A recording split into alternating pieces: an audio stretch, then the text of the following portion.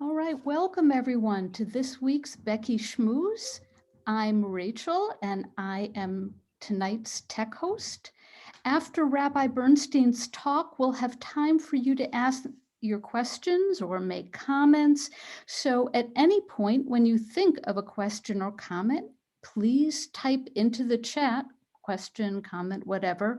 And then if Sam is no longer juggling Asher at that point, he'll take care of fielding questions, and he'll at that point invite you to unmute and ask your question or make your comment. So right now, please make sure that you are muted unless you are one of our speakers. Tonight is Wednesday, April 21st. We are recording this Earth Day Schmooze and we will post it on the Becky website. Our programming chair, Shoshana Zaks, will introduce tonight's speaker. Good evening, everyone, and welcome. And I'm actually going to do a partial introduction, and then Josh is going to do a little bit of talking as well. But I'm very excited on the eve of Earth Day to welcome Rabbi Ellen Bernstein to talk to us. She has been doing work on the environment and its relationship to Judaism for a very long time. And in 1988, she helped launch an organization called Shomrei Adama, Keepers of the Earth, and really created the first joint program of religion and ecology. She's been teaching and writing about Judaism, the Bible, and ecology for over 30 years. Some of her books include The Splendor of Creation, Ecology and the Jewish Spirit, and most recently, an ecologically rooted Passover Haggadah, The Promise of the Land, which I bought a bunch of copies, sent to my kids, looked at during our Seders. I found it, first of all, it's very beautiful. It's visually stunning, the photographs, and it's very complete, it's very authentic, and it has some beautiful writings on the environment. We do have copies for sale at the Sisterhood gift shop, and I know Passover is over, but it's never too early to start planning for next year. So you could get some new Hagadot and cross that off your list. So I'm going to let Josh Weinstein, one of our members, was the person who I think brought Rabbi Bernstein to my attention, and would like to say a few words as well, in addition to talking a little bit about what's going on at Becky environmentally. So, Josh. Thank you, Shoshana. Hi, everyone. I'm very excited to be here tonight with all of you and with our honored guest, Rabbi Ellen Bernstein, to learn from, be in conversation with, and be inspired by her. For those who don't know, energized by our Chazon Schmooze with Nigel and Shamu in January, we're starting a green team at Becky, working towards the Chazon Seal of Sustainability. We're looking to form a representative group reflecting the diversity of the Becky community as we first create our vision and then engage in projects both inside our shul and beyond our walls in the larger community. Environmental sustainability impacts everything we do and who we are. I want to emphasize we want many, many voices to be part of this group. In the words of Rabbi Bernstein, I believe that if people could see that all of nature, not just humanity, is inherently valuable and belongs to God, we would begin to treat the land and the whole earth with more respect, forethought, and sensitivity. We need to expand our awareness beyond the boundaries of ourselves and our peoples to the whole verdant earth and all the processes that contribute to the life of the world. We need to re-experience creation as God's first act of love, God's ultimate revelation. I want to share for a moment motivation in thinking about being part of a Jewish green team and why this work has to happen at an individual and community level. Also, I hope what I'm about to offer you will generate more thoughts going into tonight's discussion. I strongly encourage each one of you to actively participate and share what's on your mind in this conversation with Ellen. One of the many powerful messages that Rabbi Bernstein shares as part of her eco-theology is our need to recenter the God of creation in our lives. I'm even more moved by this idea because I see how deeply integrated it is within the framework of Jewish prayer. Exuberant praises and songs directed to God as creator of everything, to God as compassionate sustainer of all, permeate our tefillah. This finds ultimate expression at the climax of the service, the Shmoneh Esrei, also known as the Amidah. As Rabbi Tilson once shared with me, all human needs find expression through this personal and communal prayer. At its peak, we give pure thanks and explicitly recognize our dependence on God for all the gifts of our lives. At reaching this immensely personal and transformative moment of gratitude, we are changed. We have moved from broadly proclaiming God as creator of everything, our entry point, to an acute awareness of our vulnerability and ours and the world's dependence on God for everything. At this moment in prayer, we experience God as sustainer and life force. Recognizing that dependence is the only place from which we can truly give sincere thanks. But it can't stop there with us. It must extend to others. And this insight actually comes next, so perfectly placed as the outcome of internalizing and sending outward our gratitude. We then say, and all life will thank you. The entire world, forests, seas, birds, every human voice across all of our differences, joins the chorus together. At this point in prayer, once we understand our place as dependent, responsible beings in the world, only at that point can we then say, Kol hachayim yodu chasela, all life will thank you. To bring this back to the point I want to drive home, as we see in this example, through our prayers, we are being called to be part of the unfolding story of creation as responsible agents to care for God's world by achieving the awareness that we are fully dependent beings. And we do that by fostering profound gratitude for all that sustains us. Prayers are written in the plural, so we understand this to be the task of both the individual and the community. Quoting Rabbi Joseph B. Soloveitchik, prayer is always the harbinger of moral reformation. Environmental work in today's world is the spiritual and moral work of everyone. So come, let's sing and give thanks for the so many blessings we have and do this important work together. Please monitor the Becky Facebook page, watch out for emails, and read the Becky happenings with updates coming soon about our first Green Team meeting open to the entire Becky community. As we have this conversation tonight with Rabbi Ellen Bernstein, I encourage you to think about the many different ways in which Jewish teachings and wisdom can inspire and shape your life and the vibrancy of our community. Welcome, Ellen. Whoa, thank you so much. That was such a beautiful teaching. And yeah, I'd love to see you out there more in public doing this work. It was very moving. Thank you. All right, so what I thought I would do is start out by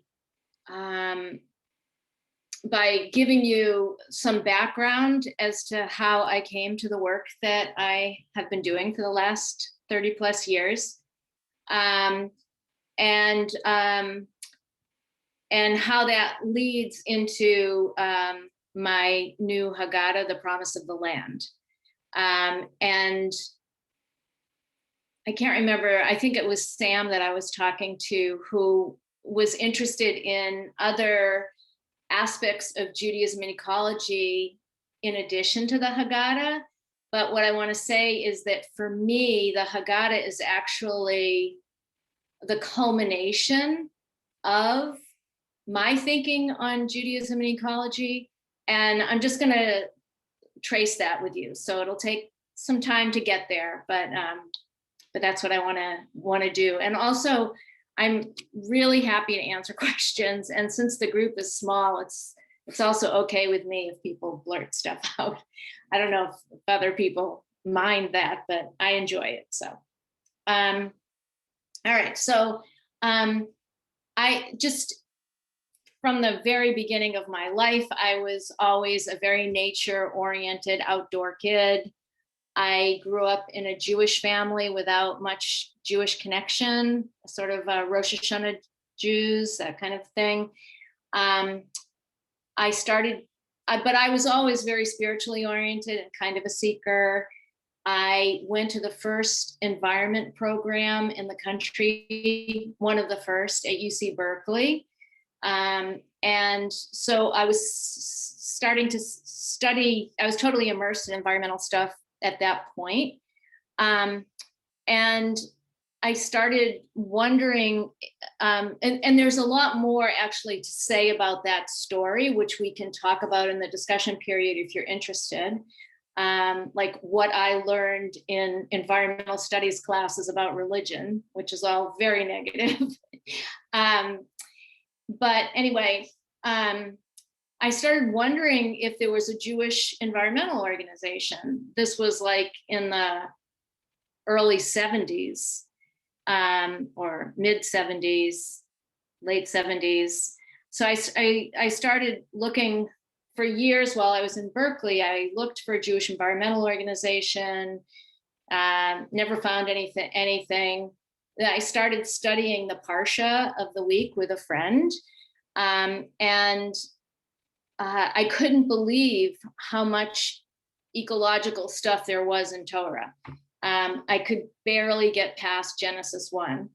And so I just always wondered, like, even if Jewish people didn't care that much about the environment, I just felt like, man, this was such a great way to engage young people in Judaism. And but anyway, I went for many years not finding anything, and again, I didn't have much Jewish background, so it was all kind of new to me. But this search went on for a while. I ended up moving to Philadelphia in about 1980, and I lived in Mount Airy in Philadelphia. And that's the community in which the Reconstructionist rabbinical school and a lot of folks involved with the rabbinical school are in this community and belong to the conservative synagogue in this community. So when I would ask people, is there a Jewish environmental organization? Everyone would say to me, no, and you have to start one. Like, it's sort of like whoever asked the question is responsible for coming up with the answer. So that's what I ended up doing. I founded Shomrei Adama, the first national Jewish environmental organization, in 1988. And in the beginning, basically I brought together lots of people from around the country. We had a newsletter. We created lots of educational materials. I wrote this book, Let the Earth Teach You Torah, which is a curriculum in Judaism and ecology. And there was so much to do. There were all kinds of ideas in Judaism and in the Bible that were really compelling ecologically. So a lot of the work was really about gathering and compiling these texts and making them available for people in all different ways. So I did that for several years. And then actually kind of taking what Josh was saying in the introduction to, like, his ideas were also really inspiring me, the ideas from Genesis 1 and Judaism's thinking about creation. And I felt like,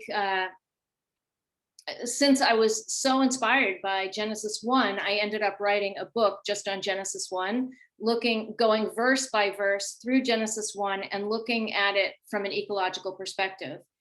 And so that was a big piece of my work in like 20 years ago. And as time went on, I felt, we had uncovered these wonderful tidbits on Judaism and ecology and in Jewish prayer, ecologically speaking. But I always felt like I kind of intuited that there would be some kind of ecological ideas penetrating all of Torah. It just seemed to me that any tradition that had been around for thousands of years would have some kind of ecological understanding in order to sustain itself and its people all that time. But it was kind of like this puzzle for me, and I just really wasn't sure what the answer was. And then at some point, I started thinking, if you come up through an ecology program, if you take a course in any, I mean, at least in the old days, if you took like an ecology 101 class, one of the primary people that you're going to read is Aldo Leopold. Aldo Leopold, by the way, went to Yale Forestry School. He's considered one of the most important eco-philosophers. He was writing in the 40s. And basically I'm gonna share my screen for a minute and show a few of citations from him. So just hang on for a second. Okay.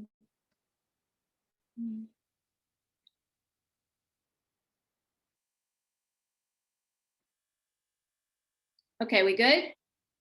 Everyone can see this? Okay. So I just want to share a little bit of kind of my thinking about land when I was a young person. So Aldo Leopold basically said, he wrote a book called The Sand County Almanac, and he has this really important essay called The Land Ethic, which again is an essay that anyone who studies ecology is probably going to read. But so one of the things he wrote was, we abuse land because we see it as a commodity belonging to us. When we see land as a community to which we belong, we may begin to use it with love and treat it with respect. So basically, Leopold understands community he expanded the whole notion of community to include the land. He saw land in the way that a lot of us understand an ecosystem, so that a land includes soil, water, plants, animals, humans, and all the interactions. Basically just he was understanding land in the same way that we understand ecosystems, and as a community of all life. And then another person who talks a lot about land is the great farmer poet Wendell Berry. And this is one of my favorite citations of his. If you have no land, you have nothing, no food, no shelter, no warmth, no freedom, no life. Okay, I'm gonna stop sharing here. So I started wondering about the whole notion of land in Torah, and like maybe that was my. I see. So you have it. Muted. Okay, am I back? Okay. So I started wondering about land in Torah, because the idea of land, the word land comes up a ton in Torah, but I had never really thought about it from an ecological perspective. So I did a quick word search. This is probably 10 years ago now. And I saw that the word eretz, land, and also adama, which also means land, the word eretz comes up over 2,000 times in Torah. The word land comes up about 200, but I was really intrigued that this one word came up so many times, and yet I never heard people talking about it except land in terms of territory, land in terms of the land of Israel, land in terms of ownership. And I started wondering, what if we were thinking about land more in terms of how Aldo Leopold talks about land? what if we thought of land as spiritual sustenance and food sustenance and the beginning of all of our lives? So I spent a whole year just going through Torah and looking at the word, where the word Eretz comes up. And well, first of all, the early stories, Adam and Eve and Cain and Abel, I mean, in both of those stories, what happens is ultimately, right, Adam and Eve, they eat from the tree and then they get exiled from the land. They get thrown out of the Garden of Eden and they're out on their own wandering. Same thing with Cain and Abel, right? Cain kills Abel, and the rest of Abel's life, the rest of Cain's life, he's exiled from the land. And it just seemed like that these stories of exile from the land were really speaking about some important spiritual essence that happens in Torah. Anyway, so I went through and was looking at the occurrence of Eretz, which means both land and earth, and I realized that that there are all of these teachings about land, but that we often drop the land part. So, for example, honor your father and mother, right? The 10 Commandments. We hear honor your father and mother as one of the commandments, right? That's what we think it says. But it says, honor your father and mother so that you may live long in the land, right?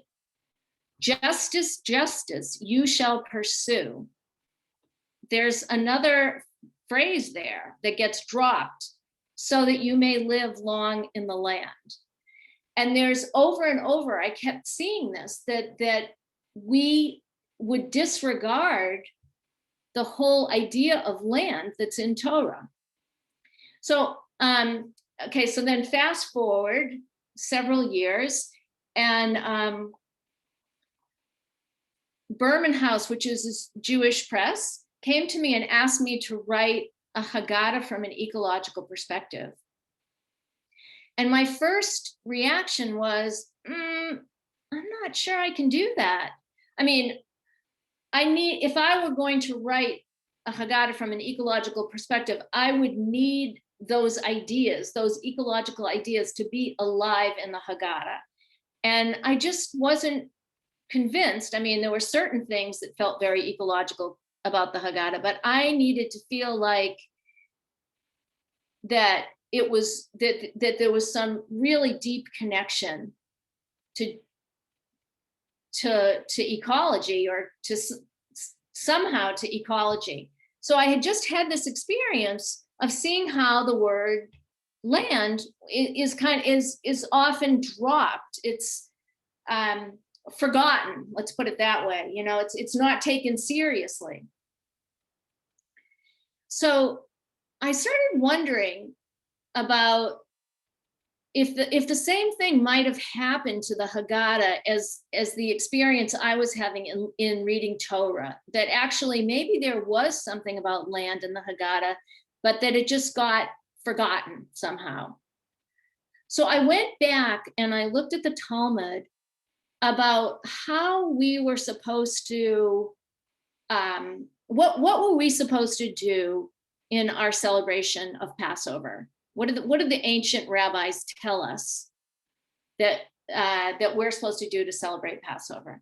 Do people out there know? Anyone know what some of the things are that you're supposed to do that the rabbi said the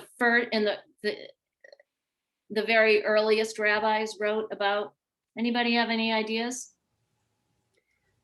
I think there was one stipulation that you must explain 3 symbols of the Passover. Great. Right. That's great. Yeah. Pesach, matzah, and maror. Absolutely. Yes. So that's definitely one of them. Great. Pesach, matzah, and maror, the 3 symbols of the. Oh, Marcia, hello. Right. So that's one of the requirements, right? According to the ancient rabbis. There's a couple more. Anybody know what they are? I mean, one is obvious. 4 cups of wine, but actually in those days they said 3. Okay. Getting rid of hametz? What? Getting rid of hametz, or is that? That wasn't something that the rabbis said that you Rabbis. needed to do. So actually, no, 4 cups of wine, Pesach matzah maror, some psalms, right? Some blessings, and you're supposed to read one passage from the Torah, right? You read, basically it says you read one passage from the Torah that talks about going from degradation to liberation, okay? So that passage, when I talk about it, I'm sure you know what I'm talking about. It begins with the words, "My father was a wandering Aramaean," okay? So, and that's how it's said in the Talmud itself. It says, read the passage that begins, "My father was a wandering Aramaean." Okay, so I'm going to share my screen again and show you this passage.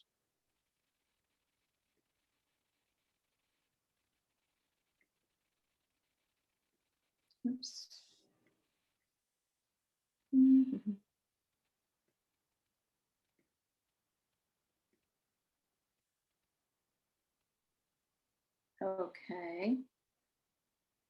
Okay, so this passage is in Deuteronomy 26, and basically this is the earlier part of it. This is just a little piece of it.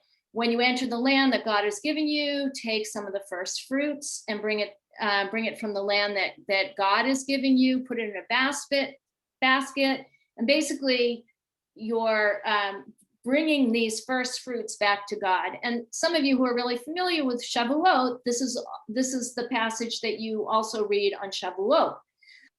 But it says, read this passage, that begins, "My father was a wandering Aramaean." So here it is, "My father was a wandering Aramaean. He went down to Egypt with meager numbers and sojourned there, but became great and a very populous nation. The Egyptians dealt harshly with us and oppressed us. They imposed heavy labor on us. We cried out to the Lord, the God of our fathers. The Lord heard our plea, saw our plight, our misery, and our oppression. The Lord freed us from Egypt by a mighty hand, by outstretched arm and awesome powers, and by signs and portents." Now, and these are the words that you generally see in a conservative or Orthodox Haggadah, but these words are mushed up inside of a midrash. So a lot of times we don't even notice these words. And in many Haggadot, many more contemporary ones, people don't even include this section because nobody understands what it's all about. Okay, so, but just let me take a step back in terms of my own journey. I started, and for me, as someone who grew up with a minimalistic Jewish background, this passage never really spoke to me. This didn't help me understand Passover at all. And I always wondered, this passage is basically saying, we were wanderers, we went down to Egypt, we were oppressed and God saved us. And I always wondered why, for what did God save us? So then I started looking at the whole passage in its context. And there's a couple of more verses that we're actually supposed to read according to the Talmud, but that these verses never were included. So just let me make one thing clear, which is one word that's in that Talmud passage. It says you're supposed to read the entire passage beginning, "My father was a wandering Aramaean." So the passage goes on and it says, so God freed us, right? God brought us to this place and gave us this land, a land flowing with milk and honey. Wherefore I now bring the first fruits of the land which you, God, have given me. So basically, these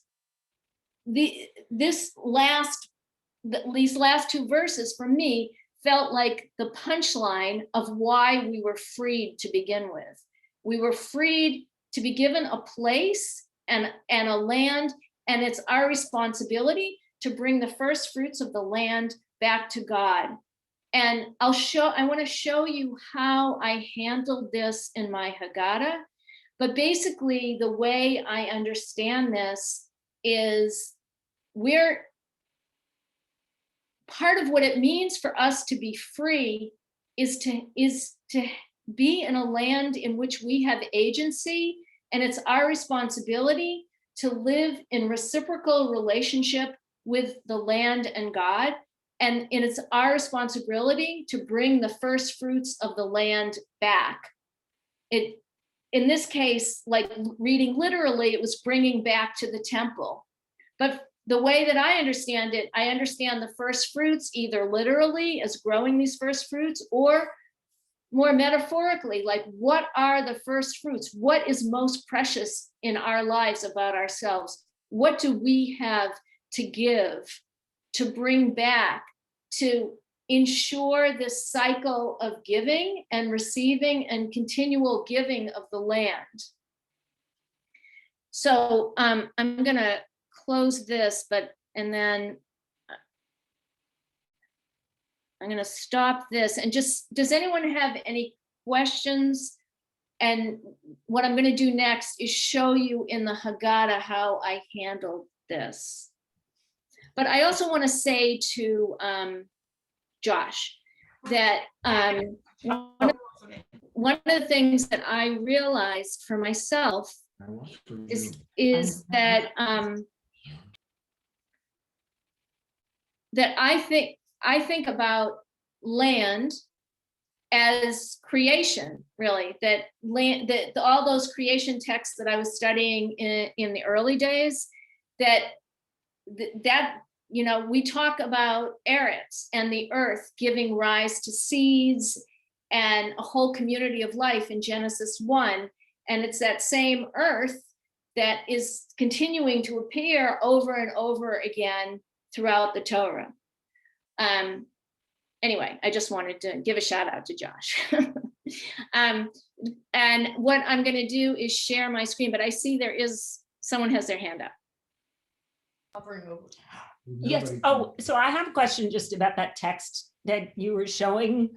God gave the land to us, and I don't see how that gets away from the concept of property or nation.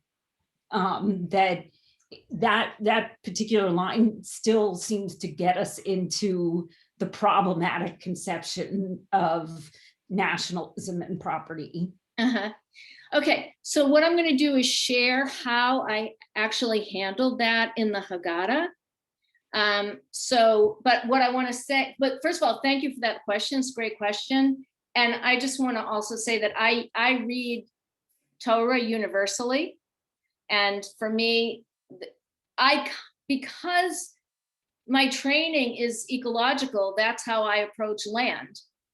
So that's how, and I'm seeing land as a gift, and that we live in reciprocity with the land. So I think that one has to bring that approach to the text in order to see that. And if you're always thinking of land as territory and real estate to begin with, it's going to be very hard to see that in the Torah.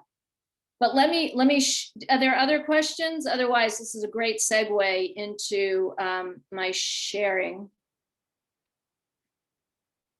Okay, 1 second.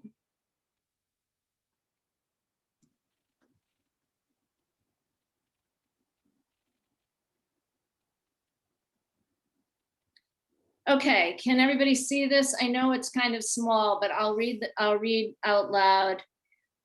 So this is, again, this is the central text of the Haggadah, and in a conservative or Orthodox Haggadah, this whole section is embedded in a midrash. It's very hard to understand. What I did in this Haggadah is take these same verses and just put them back and tell the story in terms of the biblical context of these verses. I'm not going to go through the whole thing, but I'm going to take you right to the climax and show you how I handled it. So you can see this is all the biblical story. These are the plagues. When we get through the plagues, then we come into the land. Okay, so this is my commentary. Adonai brought us to this place and gave us this land. Getting out of Egypt was not the hardest part. We would spend 40 years wandering in the wilderness before we could receive a land where we could set roots, grow our own food, and finally be free. It would take all that time to heal from the condition of slavery that we inherited in Egypt. In Egypt, Pharaoh owned and exploited the land and everything in it, the fruit trees, the animals, the gold deposits, and us. In Pharaoh's ownership economy, people and creatures were commodities to be bought and sold, which is, to me, the same as our economy right now. If we were going to inherit a land, we would need to honor the dignity of all people, all creatures, and the land. God freed the Israelites, not just for our sake, but for the sake of the entire creation. The land and its creatures belong to God. We could not own the land because land has a life of its own. We were to treat the land as a commons, which everyone could share and enjoy together, just as we all share the air. We were to see ourselves as God's tenants, guests on the land.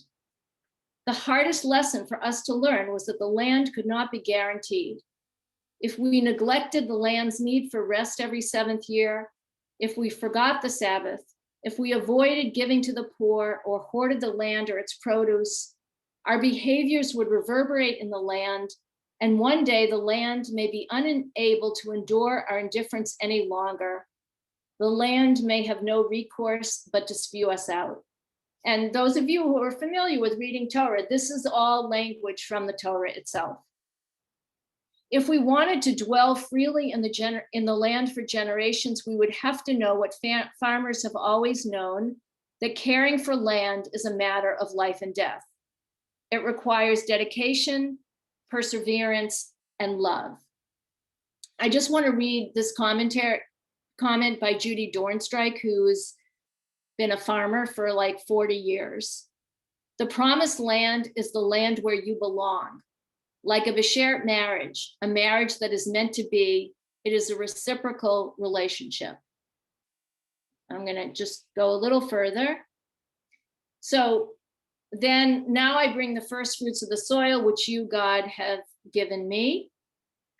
And when we finally arrived in the land, we cultivated the soil and pastured our sheep. We planted seeds and tended our crops, praying for the right amount of rain at the right time. When the vineyards bore the first grapes and the fields were lush with grain, we were ecstatic. I want to read a little bit of this other comment here. We live in reciprocity with God and the land. God gives us a land, and we bring the land's first fruits back to God. Returning our fruits to God ensures that the cycle of giving is unbroken. So this is how I understand Torah, okay? And this is what I believe Torah to be teaching. And people are very used to understanding, reading Torah and reading about land in terms of ownership. And I think this is exactly what we're being taught here, is that we don't own the land and that we live in this reciprocal relationship and that we have responsibilities. But it's, there's a lot of other kind of thinking to overcome in order to understand the text this way. So this is the primary material that I wanted to teach. Oh, and it's already 8:45, my goodness. So are there questions, thoughts? If you want to see more about the Haggadah, I'm happy to share that with you. Ellen, I don't know if you can see, but there are some questions starting. So it looks like Isaiah and Helene were first. Okay, so maybe I'll stop the share. Okay, all right. Okay. Does someone want to call in people? I don't know who's, Cynthia Rubin? Yeah, well, let's start with Isaiah, where he had kind of. Yeah, I mean, first of all, I really liked your Haggadah and the way you handled it, and it suggests, which makes sense to me, that that God is giving us the land, but it's conditional. It's conditional. It's conditional on totally us taking care of things and providing offerings. But and I think offerings, bringing the first fruits to the temple and to the priest as an offering is one thing, but it strikes me that the more important thing is taking care of it. Uh-huh. But and going back, the texts that you showed before, I don't remember the author's name, who you were reading, but there was something about that text, which, we had read a book about Native Americans and the sense of the land that was expressed in the text that you had up on the screen before, not a Torah text, but right. Elder was, Leopold. Right, was very, very much in line with, I think, a Native American approach to that. So yeah, and to me it's a biblical approach too, right? I mean, but I feel like this has just been hidden because of how we've been studying Torah and thinking about land and Torah for so many years. The other thought that makes me think about is, the various parts of the land are given to the various tribes when the Jewish people arrived there. And at Shemitah, it all goes back, even though there's a lot of trading in between. And it goes back to the tribe in some way to be preserved for those people, presuming that they're taking care of it. Right. So, I mean, you bring up to me like this most important point that I feel like gets overlooked over and over and over, which is that it's conditional. Our receiving the land is conditional, and we're going to get thrown out if we don't take care of it. And the Shema talks about that too. The second paragraph of the Shema. It's that philosophy permeates the Torah. And yeah, so it's not ours. We don't own it. Okay, so we have some other questions.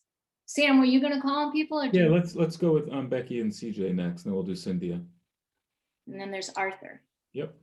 Thank you so much, Rabbi, for the talk tonight. We're enjoying it and having our own conversations along the way.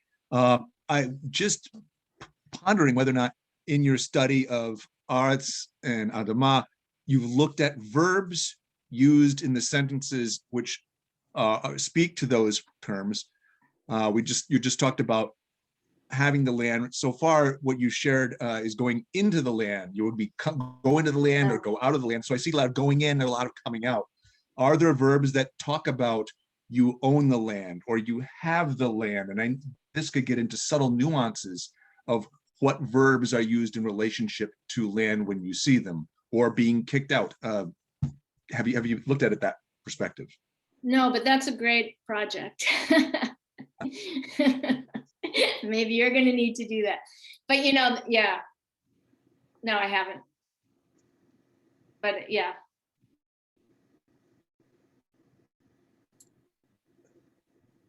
Cindy, I'll think about it.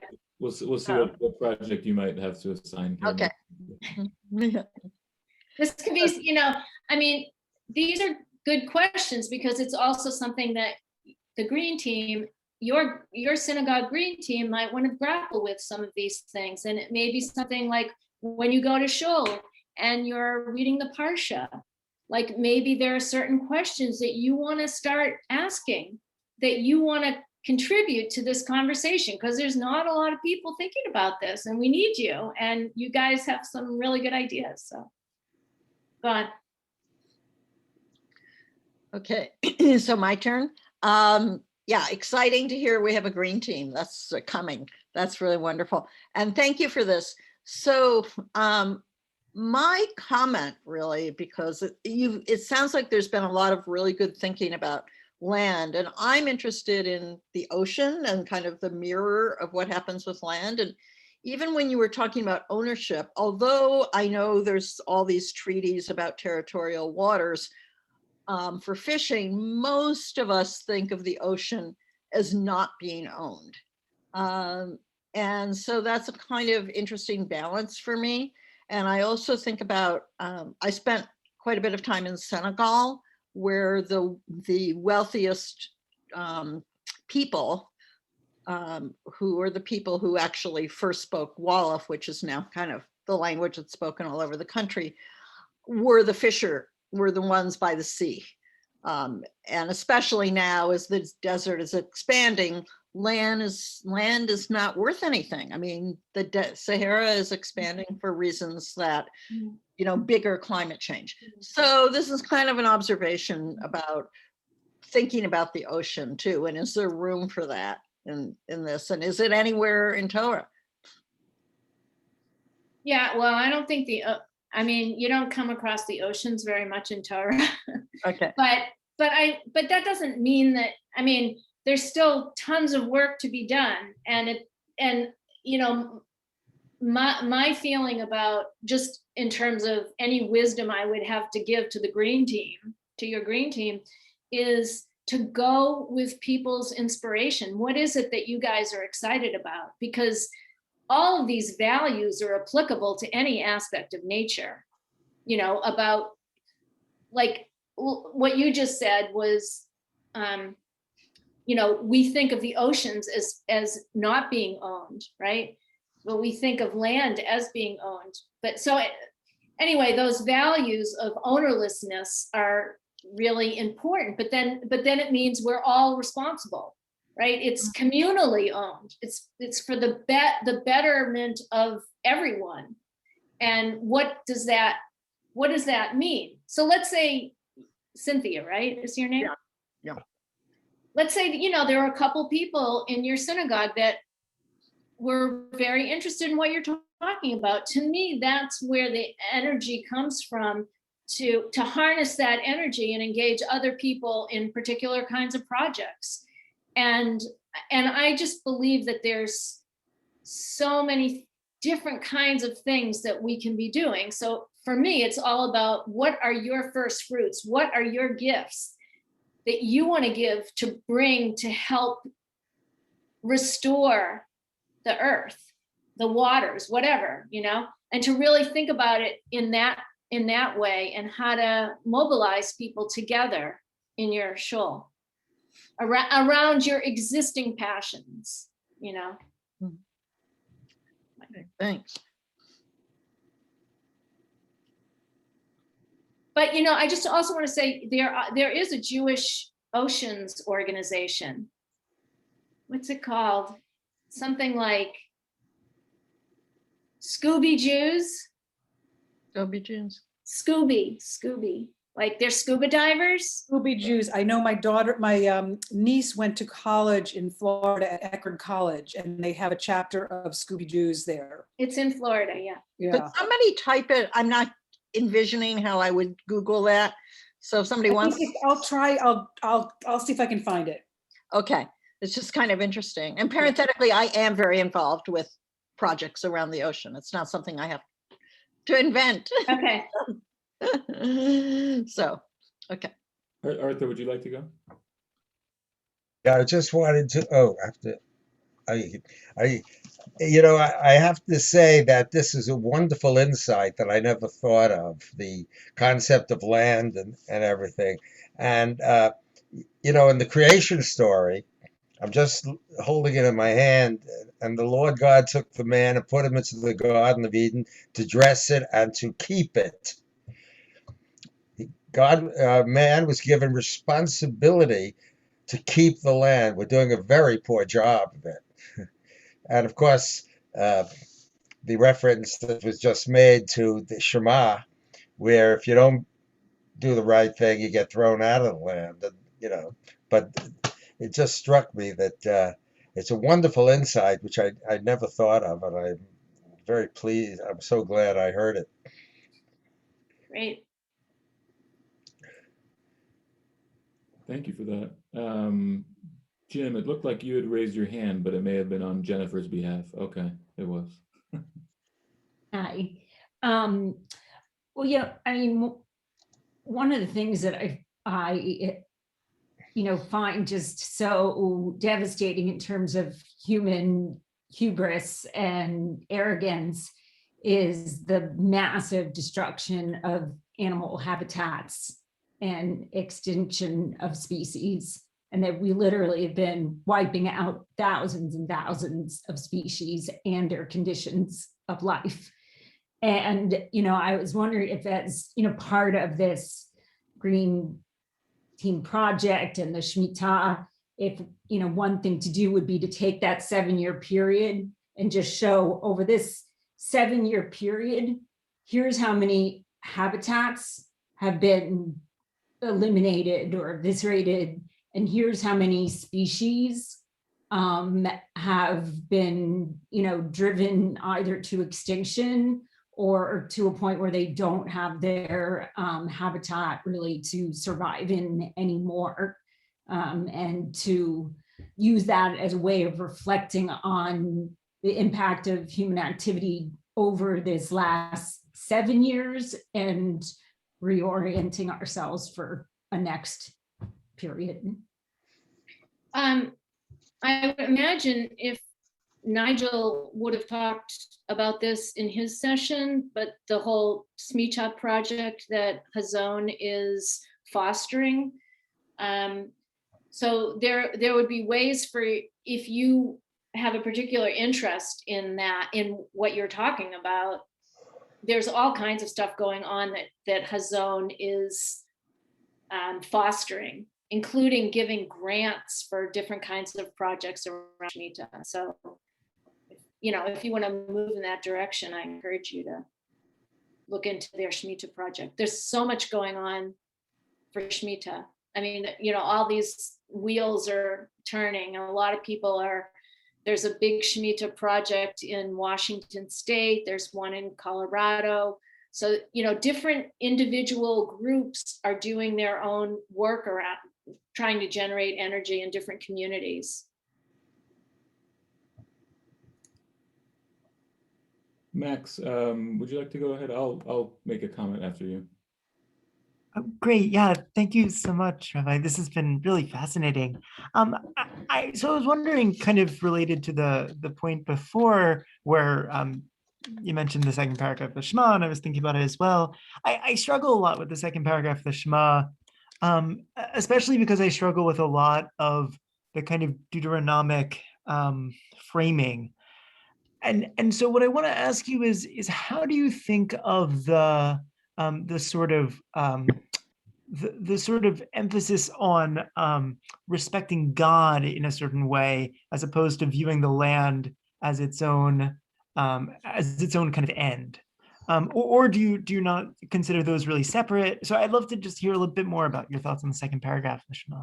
Sure, thank you for that. And as some of you may know, right, that so many people for decades thought of the second paragraph of the Shema in terms of reward and punishment, and the Reconstructionists took it out of, and the Reform movement took that paragraph out of the prayer book for decades, until basically the whole ecological movement got started and they realized that there was an ecological message there.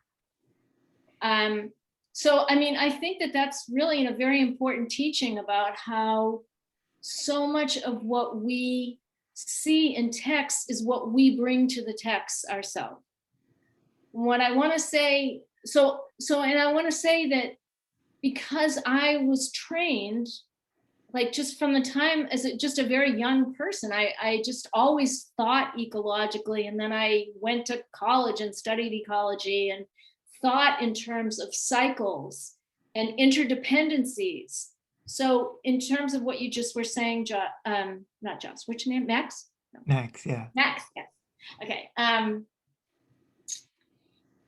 Is I see God, people, and land in this reciprocal, interconnected, interdependent relationality.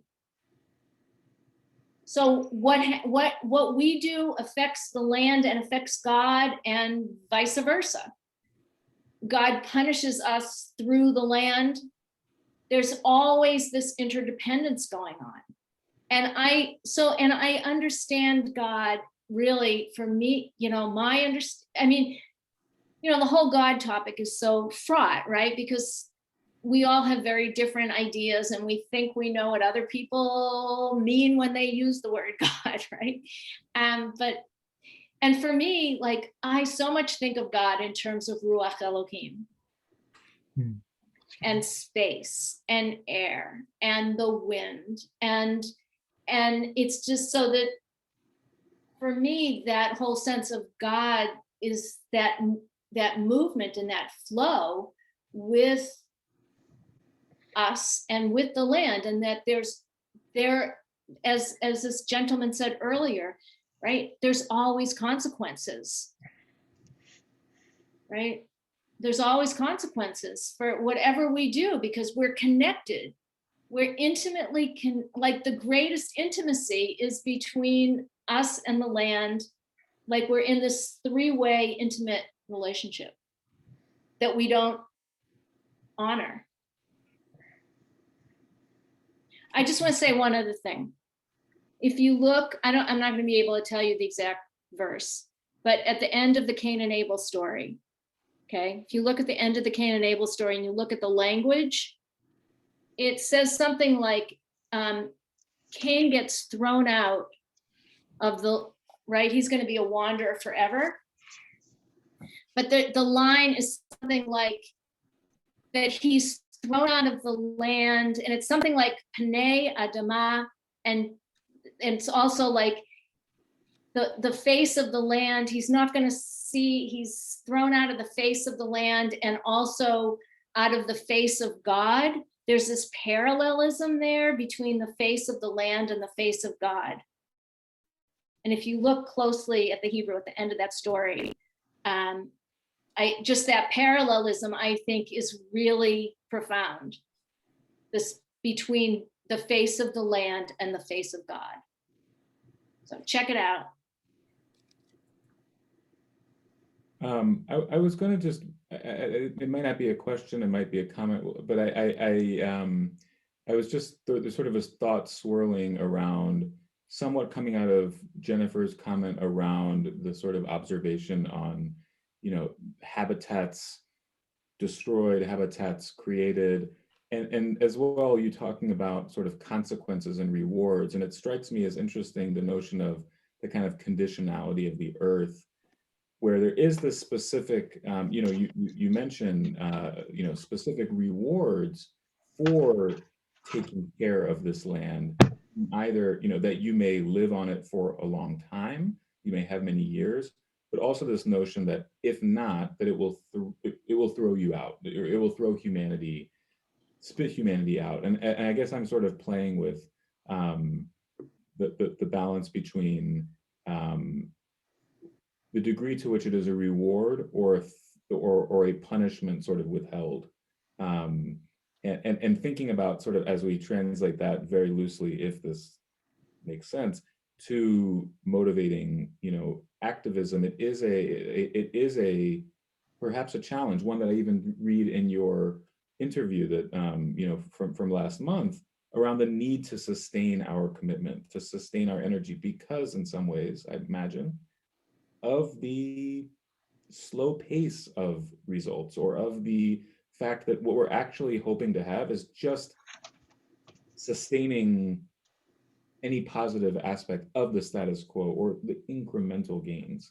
And I wonder if perhaps you just move to Jim or Jennifer and we let that sit, or if you have any thoughts just on the notion of what the lesson is in the reward, and how that translates to motivating people's action. Okay, so first of all, I just want to say this has been really fun for me, because I feel like this group is very thoughtful, and I really appreciate that. Really great questions. Okay, so for me, this whole notion of reward and punishment that doesn't, I don't, that's not how I understand God. I don't understand God as a, it just feels like, okay, so the Reconstructionist and Reform movement got rid of that passage because they saw it as reform, as a reward and punishment, okay? And they didn't like that sort of patriarchal idea of like God having all that power to reward and punish, right? But to me, what it is, it's not, I don't understand God that way. And I don't understand reward and punishment that way. I understand it as a natural cycle. If we take care of the earth, the earth is going to continue to provide for us. And if we abuse it, we're going to get thrown out because there's not going to be any food.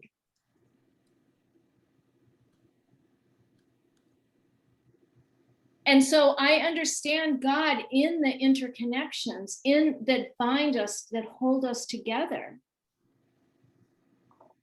I don't see it as reward and punishment. I see it as the consequences of our behavior.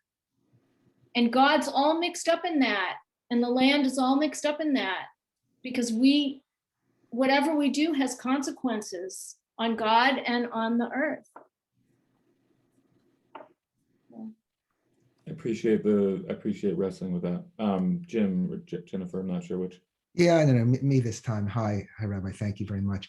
I guess my question is sort of a interpretive or methodological question. When one is sort of rereading Torah and saying, well, I feel like I don't feel it's necessary for the Torah to agree with my ecological views, and I feel that you kind of want the Torah to mean what you believe. I mean, it seems to me that a tension between modern Jews and Torah is perfectly okay. So that when, if God is threatening to do all kinds of horrible things to Jews and to throw them out of the land, when he throws them out of the land, what that means is that the Babylonians or the Persians or somebody else is going to take the land. It's a kind of a political threat. And so I wonder, I am completely on board with the environmental politics, and it's maddening the slowness with which we're going about trying to save our land, the land in the broadest universal global sense. But I guess just from a hermeneutic perspective, the Torah can say what it says, and why can't we just do what we're going to do? And the Torah may have a kind of a proto-ecological perspective, but it's certainly, why would one think that it would have the same ecological perspective that we have? Because for me, that's the truth. That's the truth of life. And so again, this is who I've been my whole life, like how I understand the world. And these are the glasses that I bring to Torah. So that's what I see there. And I'm not saying that you need to do X, Y, Z. I'm just trying to share what I see. So, I think it's great I'm not saying that people need to have this perspective. I think, I'm all for doing whatever ecological work in the world that you want to do. I'm just saying this is what I've dedicated my life to. I'm not saying, Okay. Your life sounds good. Life sounds good. I like it. Okay. Yeah, I'm not suggesting that for me, this is my first fruit. This is my offering. This is what this is how I read Torah, and this is what I do. Okay. And I hope all of you find your first fruits,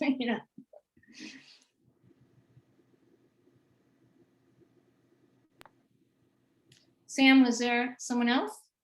Does anyone have any other questions or comments? So I'm going to say thank you so much. This was really interesting and thought-provoking, and I have the feeling that this conversation is going to be ongoing. As I look at the faces on this screen, I know this is an issue that's really near and dear to the hearts of the people who are here, and many more people at Becky as well. So thank you so very much for sharing your words with us. I'm going to just talk a little bit about what's upcoming. Next Wednesday, there is not a program because on Thursday night, we're going to be celebrating Lag BaOmer with Max, who's going to lead us in song, and that will be held in person with masks on at the synagogue outdoors in the courtyard. So that should be really fun. The following week, and I don't usually go further ahead, but the following week on May 5th, Joanne Goldblum, who's a Becky member, and her co-author, Colleen Shaddux, are going to talk about the book that they recently wrote called Broke in America, Seeing, Understanding, and Ending U.S. Poverty. And I'm bringing it up because apparently there are a couple of copies available for purchase at the Becky, the Sisterhood gift shop. So that's going to be May 5th. And on May 9th, we have kind of a pop-up event that Ina is doing in honor of the religious school graduation. There's going to be a virtual tour of Jerusalem via Zoom. And that's going to be, it's a Sunday morning at 9:45 a.m. That's May 9th. And you do need to RSVP to principal@becky.org. And then Ina will send you an invitation with the information about how to log on and get a virtual tour of Jerusalem. Shoshana, can I say one last thing? I realized I wanted to say one thing to Jennifer's partner there, whose name I don't remember. Jim. I just wanted to say one other thing, which is that I had this realization somewhere along the line when I with Shomrei Adamah that if I were going to find a deep ecological reading of Judaism, it would be in Torah. It wouldn't be from the rabbis, because the rabbis lived in exile. And for me, just as a student of Aldo Leopold and other land-centered people, understanding land is so central. And you know, Jews were in exile from the land for 2,000 years. So I realized I needed to start reading Torah without the rabbis, because they have some very difficult ideas. And when it comes to all of this, or they don't have a lot to say. And I felt like that occluded my vision of being able to see what the Torah says, just reading the Torah straight. So that's a big part of what I've been doing, is trying to overcome past capital, some of the rabbinic ideas. So Yeah, I should have said that to begin with, but anyway, I just wanted to. Interesting. Yeah. You know, in response to that, when you talk about the rabbis, I always picture them in these little rooms with a lot of wood indoors, maybe some windows, but it's kind of not that bright. You know, so when you're saying that, not only were they in exile, they were not very connected to any land for much of their time, right? They spent a lot of time indoors. Yeah. So. Can I just add, I just ran across this astonishing book by a 10th century obscure Islamic sect based in Basra. It's called The Case of the Animals versus Man in the Court of the Jinn. And it basically, the animals start a lawsuit against humanity for their liberation. And it has this astonishingly beautiful view of the cosmos in which every animal is absolutely adapted to its ecological niche. It's a sort of. Can you write to me and send? Yeah, absolutely. I'll send you I'll send you a link. And they put humans on trial. Yeah, the human. That's fantastic. Yeah, it is. It's Darwinism without evolution. I mean, the cosmos is static; it never changes. But the perfection is that every animal is perfectly adapted to its place. But anyway, yeah, I'll send you a link. But I would also say with this, it's like, you know, the rabbis, of course, are thinking of all this pre-capitalism. And so now we have to kind of make the leap over, you know, to sort of imagine past capitalism if we're going to pull this off. Except that the rabbis lived in the time of feudalism. So, which was even, I mean, if you're talking about in the Middle Ages, when there were kings who owned all the land, and then there were serfs, and then there were Jews. But I think, right? sorry. I think early Talmud is more like what 200-300, I think, isn't it? 200-300. Okay. I just wanted to ask Josh, do you have anything else you want to say tonight about Green Team, upcoming meetings, etc.? Or you said just keep our eyes open for announcements? Yeah, more to come. I think we need to pick a date for the thing that's on my mind, and Sam and I are going to process a little bit together. We had a first meeting on Sunday. Jennifer and Jim were there, CJ and Becky. So that was wonderful. I think the next thing we'll be planning for a community meeting, and we want to make sure we're as inclusive as possible. Right. And I loved the inspiration that Rabbi Bernstein shared about really kind of supporting, where is the inspiration coming from, Right. and moving in those directions, because that's how we're really gonna, I think, really grow. And so everyone who kind of came on later, really excited, more information to come to be part of the growing Becky Green team. That's great. Thank you. So I think that's it. And we have some notes in the chat with Sam put in a link, I guess, to the book Case of the Animals versus Man from bookshop.org. So people can look at that. And yes, you've got our juices flowing. Thank you very much, Rabbi Bernstein. Very, very happy that you were able to join us. Thank you. Thank you so much. It was really fun. Great to Thank meet you. all of you. Good Be in to see you. touch. All right. Very Thanks. much. Bye-bye. Bye.